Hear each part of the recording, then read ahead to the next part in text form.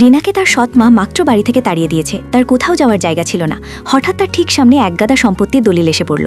সে অবাক হয়ে সেগুলো তুলে দেখল কাছের সব ভিলা তার। দেখা গেল তার বাচ্চার সুপার পাওয়ার আছে, তবে দিনে একবারই তা ব্যবহার করতে পারে।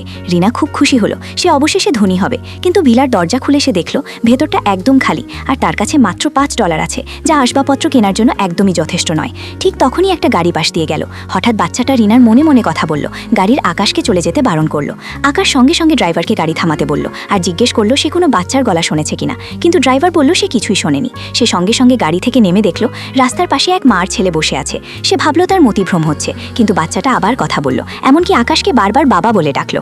আকাশ ভীষণ অবাক হলো, তাই সে রিনার কাছে গেল। তাদের চোখাচোখি হতেই তারা দুজনেই একে অপরকে অদ্ভুতভাবে চেনা মনে করলো। জানা গেল 1 বছর আগে তাদের মধ্যে একটি জাদুকরি রাত কেটেছিল।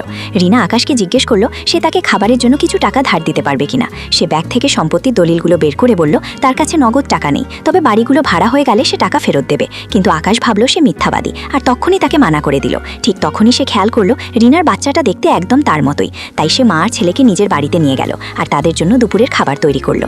একটু পরেই রিনার সব খাবার খেয়ে ফেললো। আকাশ কিছু নগদ টাকা নিয়ে নিচে গেল। তখনই হঠাৎ রিনার কাঁধে একটা জন্মদাগ দেখতে পেল। 1 বছর আগের সেই রাতের মেয়েটির ঠিক একই জন্মদাগ ছিল। সে অবশেষে বুঝতে পারল সে সেই একই মানুষ, আর তাই বাচ্চাটা তাকে বাবা ডাকছিল। সে তখন রিনাকে জিজ্ঞেস করলো সে তাকে বিয়ে করবে কিনা, কিন্তু রিনা মানা করে দিল। সে বলল আপাতত তার বিয়ে করার কোনো পরিকল্পনা নেই, তাছাড়া তার এখন অনেক বাড়ি আছে আর সে একাই বাচ্চাটাকে ভালো জীবন দিতে পারবে।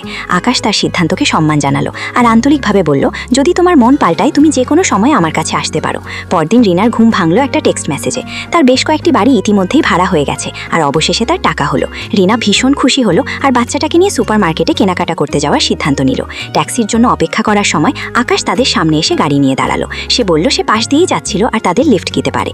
রিনা রাজি হলো। সুপার মার্কেটে রিনা বাচ্চাটাকে জিজ্ঞেস করলো তার বেবি বোতলটা পছন্দ হয়েছে কিনা। বাচ্চাটা হ্যাঁ বলায় আকাশ বেবি বোতলের প্রতিটি রঙের একটি করে শপিং কার্টে রাখলো। এমনকি গুঁড়ো দুধ কেনার সময়ও সে প্রতিটি ব্র্যান্ডের একটি করে নিল।